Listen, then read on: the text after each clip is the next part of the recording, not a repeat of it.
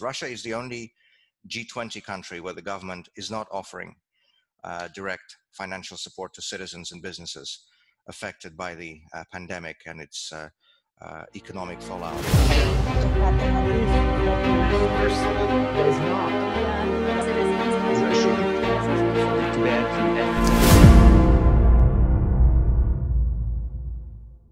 Dear friends, it's a pleasure to welcome you at another edition of the Forum 2000 online chat.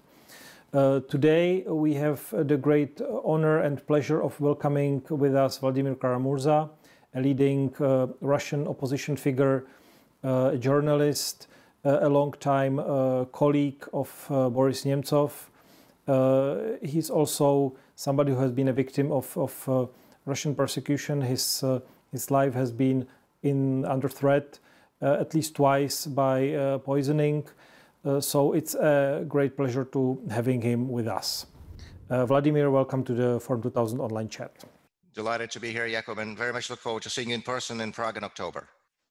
So Vladimir, without further ado, how is Russia doing these days? How is Russian government handling the current difficult times with the pandemic?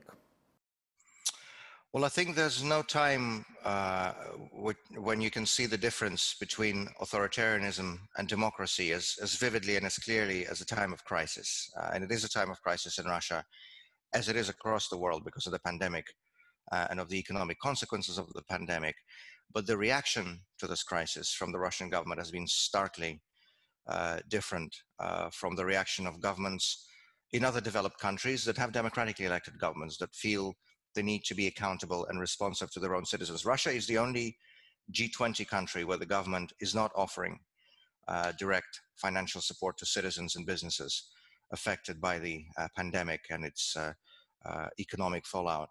The Russian government is sitting on nearly $200 billion worth of money in a so-called national wealth fund that they have been accumulating for years. And of course, the nature of authoritarian and totalitarian regimes, going back to the old l'état c'est moi, is that they consider national wealth essentially to be their own pocket and their own wallet. And so the Putin regime has been sitting on this money, not willing to help those most affected by this crisis as other developed countries have been doing.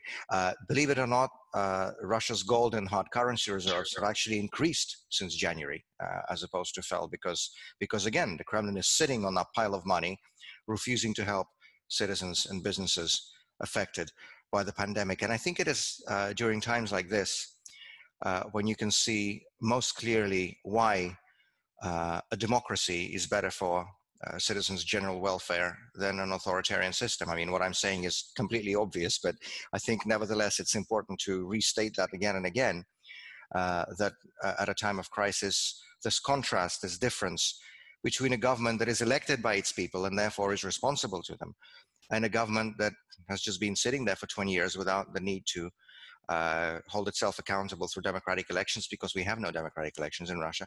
That difference and that contrast is, I think, as clear as it can ever be. Yeah, absolutely. I mean, we are getting similar messages that transparency and accountability play a huge role in successfully handling the crisis.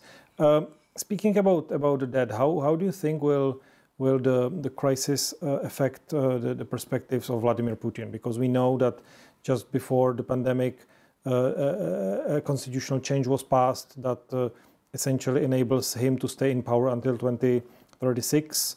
There is the constitutional plebiscite about to take place in the beginning of July. So has this plan been changed by the pandemic? So Vladimir Putin, as we know, has been in power for 20 years now, a full generation. He's the second longest ruler in Europe, second only to Alexander Lukashenko, who's the other European dictator. There are only two dictatorships left in Europe nowadays, Russia and Belarus. And Putin was supposedly limited in his constitutional mandate until 2024. That was supposed to be the year he had to leave the Kremlin. Of course, he had already once kind of went around this constitutional limit in 2008 when he had already served 2 consecutive terms, and then he put a marionette, essentially a puppet, a placeholder by the name of Dmitry Medvedev to kind of keep the presidential chair warm for 4 years. And then he came back once the limit of 2 consecutive terms was gone around. Mr. Putin is going to be 72 years of age in 2024, and the presidential mandates have been increased now to 6 years, so that is no longer an option that would be viable for him. So he was looking for another way to circumvent the constitutional limit and remain in power beyond 2024. And as we know, at the beginning of this year, in January, he suddenly announced major constitutional changes in Russia, the most important of which is to waive, essentially, the presidential term limits for himself. So while the limits formally stay in the constitution, he personally, Vladimir Putin, will be excluded from that limitation and would be able to remain in power, as you said, until 2036. Originally the plebiscite to ratify these constitutional changes was scheduled for the 22nd of April. Of course, in the midst of a pandemic, the Kremlin felt it had to demonstrate some sort of responsibility, at least formally, and so the plebiscite was postponed. It is now rescheduled for the 1st of July, even though the pandemic is continuing, even though not many people trust official Russian government statistics on the number of people who have been infected and who have died, even though people know that, officially Russia is in 3rd place in the world today in terms of coronavirus infections. Only a few days ago, one of the most prominent opposition figures in Russia, Lev Schlossberg, who is a member of the regional parliament in Pskov, one of the leaders of the Yabloko party, the major liberal party in Russia, has said that in his view, and it's not just his view, it's what he sees on the ground in his region, in Pskov, the official COVID-19 infection statistics in Russia is, what we are hearing is at least 10 times lower than the reality. So the official statistics is at least 10 times lower than what the reality is on the ground in terms of infections. So if this is true, then Russia is not in 3rd, but in 1st place in terms of infections currently in the world. And despite all of this, the Putin government is rapidly reopening the country, lifting all the quarantine measures in order to hold this so-called plebiscite on the 1st of July to ratify Vladimir Putin's intention to essentially be ruler for life. It's interesting, by the way, maybe somewhat Freudian, that they're using this term, plebiscite. I mean, it's a term that was, a favored word of European fascist dictatorships in the 1920s and 1930s. They would hold plebiscites. In a normal situation, it would be a referendum. But they do not want to hold a referendum, and I think for very clear reasons, because they realize they would lose a referendum if it were held. A referendum is something that is codified by the Russian constitution, that is codified by Russian legislation. It would provide for a minimum turnout. It would provide for independent observation, including international observation. It would provide for an opportunity to campaign on both sides, for a yes and a no. Instead of a referendum, the Kremlin has called this extra-legal plebiscite that has no defined rules, that does not allow for independent observation, that has no minimum turnout, that does not allow the no side to campaign. The yes side is campaigning through all the government resources, as you can imagine, from every TV screen, as we say in Russia, from every refrigerator, you can hear those government messages in support of Putin's amendment. If you're a no side, you have no opportunity to campaign anywhere. And the rules they have announced for the actual voting procedure and the vote count and the vote tabulation basically leaves almost no space for independent observers to point to instances of manipulation and fraud. There's nothing new in the fact that vote counting in Russian elections is fraudulent. It goes back to the old Stalinist maxim. It's not important how they vote, it's important how we count. But at least in previous instances, because of the work of independent observers, people would know about the fraud. And we all remember the massive protests in the winter of 2011, 2012 in Russia, after it became clear that the parliamentary election was heavily manipulated and heavily rigged in favor of Vladimir Putin's party, United Russia. All the rules that have been created for this so-called plebiscite try to avoid the possibility of independent observers making public the scale of the fraud and the scale of the manipulation. Having said that, nothing is certain. And I think it is important to watch very carefully what's going to happen in Russia in the next 2 weeks, because if you look at the trends in Russian public opinion, it is becoming increasingly difficult for the Kremlin to hide and conceal the growing public sentiment in opposition to Putin's continued rule. It's very difficult, I think, to speak about public opinion and opinion polling in a closed, authoritarian, repressed society where people, first of all, in many cases have no access to objective information because all the major media, especially television channels, are controlled by the government, but also where people in many cases are afraid to state their political opinion to somebody who's calling them on the phone, or even worse, knocking on their door and asking them, what do you think about Vladimir Putin? What are you going to say to some unknown person you've never seen in your life? So it's, in my view, not very meaningful generally to speak about opinion polling in an authoritarian system. Having said that, however, with all these caveats, if you look at the figures from the Levada Center, which is the last more or less independent, reputable polling agency in Russia, you will see, for example, that public confidence in Vladimir Putin has plummeted to 25% from 59% 3 years ago. You will see that on a question of the main constitutional amendment that would waive term limits for Putin and will allow him to stay in power until 2036, so essentially for life. On that question, Russian public opinion is split exactly in half. So as many people oppose this amendment as support it. And those are the people who are willing to publicly admit that they oppose this amendment. We don't know what the actual figures are, what the actual reality is. We'll remember what happened in the Moscow city legislature elections last September, in September of 2019, when even after the regime removed most genuine opposition candidates from the ballot, as they normally do, in nearly half of the constituencies, in nearly half of the districts in Moscow, pro-regime lawmakers still lost out, in many cases to technical spoilers, so we just put on the ballot to imitate competition. But such is the strength of public opposition to Putin's regime in Russian society, especially in large cities, especially in Moscow, that in many cases people were prepared to vote for absolutely anybody, literally, as long as it's not the candidate put forward by the Putin party. So, and all of this, by the way, happened before the pandemic. And the Levada Center figures that I refer to, the half-half split on Putin's lifetime rule, was also, the survey was conducted before the pandemic. So this is without even taking into account the response, or I should say non-response, by the Kremlin to the plight of Russian citizens and Russian businesses affected by this current situation. So is there a realistic possibility that the July plebiscite could actually send a signal to Vladimir Putin in a way? Well, there is a pretty vigorous debate within the Russian opposition now of what to do and how to behave on the 1st of July. There is some in the Russian opposition who say that we must boycott this vote because it's meaningless, because it's not legal, because it's going to be totally falsified. And all of this is true, by the way. And so for these reasons, many opposition groups, including, for example, Alexei Navalny, who is perhaps the most prominent opposition figure in Russia today, including the Yabloko party, which is the major liberal party in Russia, have called for people to boycott this vote and not to take part in it.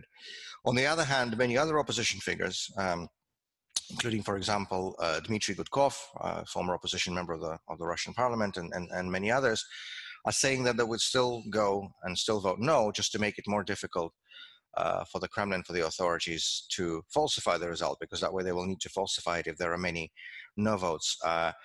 I think both of those viewpoints have a right to exist. Both of those viewpoints are based on arguments. I personally, maybe it's more emotional than rational, but I personally will probably go and vote no, just to know that at least my ballot will not be put in a yes column 5 minutes before the polling station is closed, for those people who haven't turned out, which is what often happens in Russian elections. I'll never forget, a few years ago, I was in the Gestapo Museum in Cologne, in Germany. It's a former Gestapo headquarters. Now it's a museum of the Documentation Center for National Socialism. And one of the pieces on display in that museum was a ballot paper from one of the many plebiscites conducted by Hitler in the 1930s. And the question was, something like, do you love and adore, our Führer Adolf Hitler? Obviously not literally, but that was the meaning. And there was a yes and a no, and the ballot was marked no, 9. And presumably it made its way to the Gestapo, though maybe trying to find out who it was who voted no, because, you know, why else would it be in a Gestapo museum? But I remember very vividly standing there and looking at that ballot paper and thinking to myself that, you know, that person, whoever he or she was, who went and put that, marked that no on the ballot, you know, many of the things that happened in Germany at that time were not on that person's conscience, because he or she went and said no to all of this. And so I think for this purely emotional reason, many people will go, many of our colleagues and supporters in the Russian opposition will go on the 1st of July to a polling station, take that ballot and vote no and put it in the box. And I will most probably do the same. But again, having said that, I think both of those viewpoints are valid and based on rational argument. But just as in many other authoritarian countries in recent memory, including many post-communist authoritarian countries in recent memory, it is going to be more important to watch not what happens during the vote count, but what happens afterwards. We know that in many cases, obvious fraud and large-scale fraud in voting has led to mass popular protests. We saw this in Russia itself in 2011, 2012. We saw this in Moldova, in Georgia, in Ukraine, in Armenia, and many, many other countries in our region. And as we were talking with you a few minutes ago, it is becoming more and more difficult for the Kremlin, even with their total control over the media, even with the way they fully control the political processes in Russia, to hide and to conceal the growing public sentiment in opposition to Vladimir Putin's continued rule. And so, you know, going back to our conversation about Putin's constitutional amendments, we know from recent history that many dictators had very sophisticated plans to kind of, you know, circumvent constitutional processes and to stay in power. We also know that not all those plans of dictators came true, because otherwise every dictator would stay in power, you know, for as long as they're physically alive. And of course, we know that is not the case. So if there is one thing that can stop and prevent Putin's plans for lifetime rule, it would be public opposition from Russian society. And I think the main question for the coming weeks and months and years will be how strong and how publicly manifesting that public opposition will be. And for a public opposition to be able to express itself in a meaningful way and to transform its discontent into something new, you usually need a political alternative, a political opposition that will be offering a different way forward. How is the Russian opposition looking at the moment? And this my question, you know, you may also frame the answer with, in the view of the upcoming Duma elections next year, which will be, I think, sort of a test also for how the political system in Russia is working. Yeah, that's a very important question. And actually, it's debatable even if we can use the term opposition with regard to Russia today. I used it myself a few minutes ago because, you know, we operate in normal political language. But in one of his last interviews before he was killed, Boris Nemtsov said, you know, don't call me an opposition leader. I'm a dissident. I'm not an opposition leader. You know, opposition usually sits in parliaments and regional legislatures and in television studios. We in Russia have no real parliament. We have no real elections. We have no independent television. So I don't know how proper it would be to even speak about opposition as opposed to dissidents, as we had back in the Soviet times. And as Boris Nemtsov said, he should be called shortly before he was killed. Speaking of Boris Nemtsov, you know, he was the most prominent, the most powerful, the most effective leader of the pro-democracy opposition in Russia. He was able to organize mass street rallies. He was able to successfully push for international measures of accountability against the Putin regime and its cronies. He was able to win elections, actually, despite all the odds, as he did just about 18 months before he was killed, when he won an election in Yaroslavl for the legislature there. He was the most prominent, the most powerful, the most effective leader of the opposition to Vladimir Putin. And in February of 2015, he was gunned down on the bridge in front of the Kremlin. The most high profile, the most brazen political assassination in the modern history of Russia. And, you know, frankly, when the most prominent leader of the opposition can be murdered in the middle of the capital city, and 5 years on, the organizers and masterminds of his assassination are still unidentified and still at large and still not brought before justice. And I think we all understand very well why.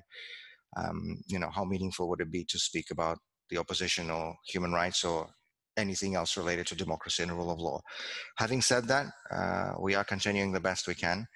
We know that there are millions of people in Russia who fundamentally disagree with the direction that this authoritarian and kleptocratic system is taking our country. There are millions of people in Russia who think that our country deserves better, who want Russia to be a normal, modern, democratic European country. And it is for the sake of those people that we have to continue our work. And we see that despite the fact that the opposition in most cases is not allowed to contest elections, is not allowed to be shown on television, is, when it comes out on peaceful rallies, participants are beaten and arrested. Despite this, again, it is becoming more and more difficult for the Kremlin to conceal the fact that there are millions of people throughout Russia who oppose this regime fundamentally and who have a different vision for our country. Turning away a little bit from the domestic Russian policy or politics, and this will be a question in conclusion to close this. I would like to refer to somebody you just spoke about a while ago, Boris Nemtsov. Boris Nemtsov was an important leader of Russian opposition. There has not been a true replacement for him. The symbolic relevance of him was undeniable. Recently, there was a square named here in Prague after him, in front of the Russian embassy, and actually there was another street in the back of the Russian embassy called after Anna Politkovskaya, another victim of Putin's regime. This, together with some other developments, have recently led to significant deterioration of Czech-Russian relations. There is now, of course, some discussion about how this should be handled. What would be your recommendation and advice to Czech government or other, Western democratic governments vis-a-vis current Russia? What should they do vis-a-vis Vladimir Putin's government? Well, first of all, on the first part of your question, I want to take this opportunity to express my deepest gratitude to Mayor Zdeněk Hřib and to Prague Municipal Lawmaker Petr Kutilek, who have initiated the commemoration for Boris Nemtsov in Prague. As you know, 4 world capitals, Washington, Vilnius, Kiev, and now Prague, have named squares in front of Russian embassies after Boris Nemtsov. And to me, as a Russian politician, to me as a Russian citizen, there can be nothing more pro-Russian than to name a square in front of the Russian embassy after a Russian statesman. And whatever the people in the Kremlin and the foreign ministry say about this today, whatever hysteria they come up with, I know that one day the Russian state will be proud that our embassies in Washington, in Prague, in Vilnius, in Kiev, and hopefully in many other capitals around the world are standing on streets and on squares named after Boris Nemtsov. So that was the first thing I wanted to say, and I know I speak on behalf of many people in Russia when I say that we are deeply grateful to the city of Prague for sending this strong message of support and solidarity with the people who are continuing to stand up for democracy and the rule of law in Russia by honoring and commemorating Boris Nemtsov in this meaningful way. And on the second part of your question, I think, frankly, the only answer to it is it's important to stand on principle. We know what appeasement does. We know it from relatively recent history. We know that in the long term, it never pays off to try to placate a dictator, not to mention the fact that, in my view, such policy would be immoral. And we have seen, unfortunately, in the last 2 decades that Vladimir Putin has been in power, many Western leaders on both sides of the Atlantic trying to placate and, to use that historical term, appease Vladimir Putin and his dictatorship. So remember in the early years of Putin's rule, when he was consolidating his authoritarian regime inside of our country, when he was shutting down independent television channels, when he was rigging elections, when he was imprisoning his opponents, and all this at the same time, we still saw, American presidents and British prime ministers welcome Putin with open arms and giving him red carpet treatment and holding summits with him. And, one day, all of these Western leaders, one day in March of 2014, they woke up to the first territorial annexation in Europe since the end of the Second World War, which is what Vladimir Putin did in Crimea. And those two things are directly related, because certainly when it comes to Russia, I think that's generally true of any authoritarian regime, but certainly when it comes to Russia, domestic repression and external aggressiveness are two sides of the same coin. And there is no reason to expect a regime that disregards the rights and freedoms of its own people and that breaks its own laws to abide by international norms or respect the interests of other countries. There's no reason for it to. And so I think it is very important for the leaders of Western democracies, including, of course, the Czech Republic, to stand on positions of principle and to draw certain red lines in terms of principles that cannot be violated. And I think it's also very important, as a kind of a continuation of this policy, to always make a very clear distinction between the Putin regime and the Russian people. Because one of the most offensive and insulting things that we sometimes hear from some Western circles is when people, basically draw an equation between Russia as a whole and this authoritarian clique that is sitting in the Kremlin around Putin. This basically means acceptance of the Kremlin's own propaganda line. Vyacheslav Volodin, the current Speaker of the Duma, who was until recently Putin's main domestic policy handler in the Kremlin, once said publicly on the record that there's no Russia without Putin. I don't think I've ever heard anything more insulting about my country and my people. And unfortunately, sometimes some Western politicians kind of accept this line, even those who are against Putin, they accept this line and say, oh, those Russians, they can't do any better. They're doomed and destined to live under such regimes, so we have to find a way to speak to those regimes. That, first of all, is insulting, as I said, but secondly, that is not true.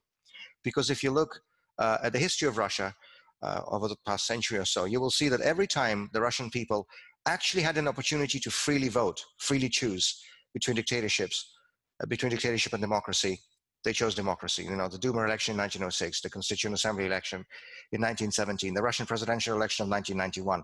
Unfortunately, there weren't very many times when the Russian people were able to choose freely, but every time they chose democracy. And so I think it is very important that while Western democracies should continue to stand very firm on principle against the Putin regime and its policies of repression at home and aggression abroad, it is also very important that those same Western democracies conduct a policy of outreach and dialogue with Russian people and Russian society. Because, this regime is not forever.